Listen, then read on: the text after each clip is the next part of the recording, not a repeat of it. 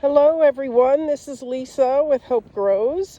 I am going to read to you some reflections from the Iris Healing Gardens that Jessica Giannotta, our horticulturalist, wrote. I thought it was really profound for the time of year we're at, and I'm going to do my best as I walk through all this snow that we got last night as I read to you her reflections. So it's January at the Iris Respite House in the Healing Gardens Sleep. Leaves occupy the ground in Pap's garden where cut flowers grow each summer. Garlic lives in rows below a bed of straw. Mounds of insulating mulch, 1 foot deep, keep roses' roots toasty. Strangely, beautiful brown blankets of dried leaves wind themselves protectively around the woody bases of perennials.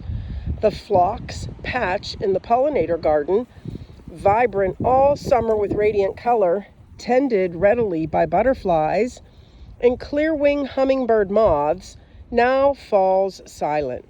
I find myself looking at the stem stubs peeking out of the soil and wondering if they will ever live again. It just looks so dead. I learned this fall as I carefully put each plant to bed that, like humans, different plants sleep best in different ways. Some people pile on the covers and others kick them off. Some species fare better with their stems in place all winter for insulation. Others like to have them cut back. All of them must be respected if they are to live again. When I walk the garden paths, I can't help but stare at the frozen ground and ponder life underneath. Two worlds exist, inches apart. Above ground, where humans live and move, frost easily claims life. But below ground, bulbs and perennial roots sleep unharmed, safe and sound, only to burst forth again in the spring. Amazing how much of a plant can be removed and still leave what's necessary for life to regenerate.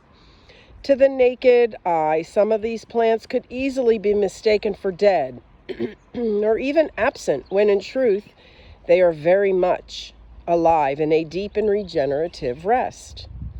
The energy that once pushed forth multitudes of blooms have retreated into the ground and gathered itself in the supportive soil below.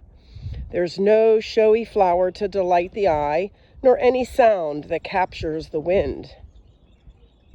Sometimes it's only bare ground and silence. The plants themselves have taken respite.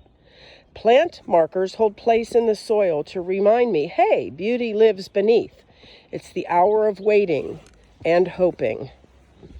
During the growing season, I will often wear myself out trying to keep up with the never-ending needs of watering, feeding, harvesting, and pruning.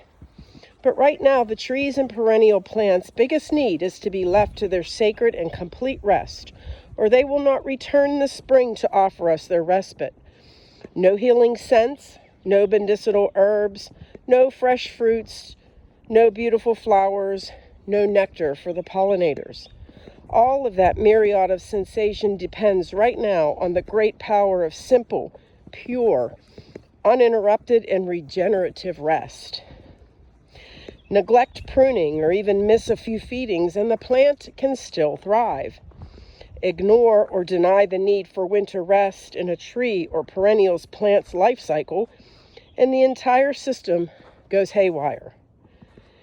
It's one of those places where humans in the natural world line up. We have the same need for retreat, to go deep inside and stay until the environment is favorable for new growth. In doing so, we keep only what we need and must learn for a while to live in the dark. So that is her reflections for January. And I hope that you enjoyed taking a walk in this snowy garden with me today, and that you enjoyed her reflections that she wrote.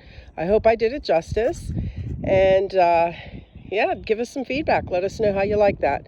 Take care, and I will talk with you soon.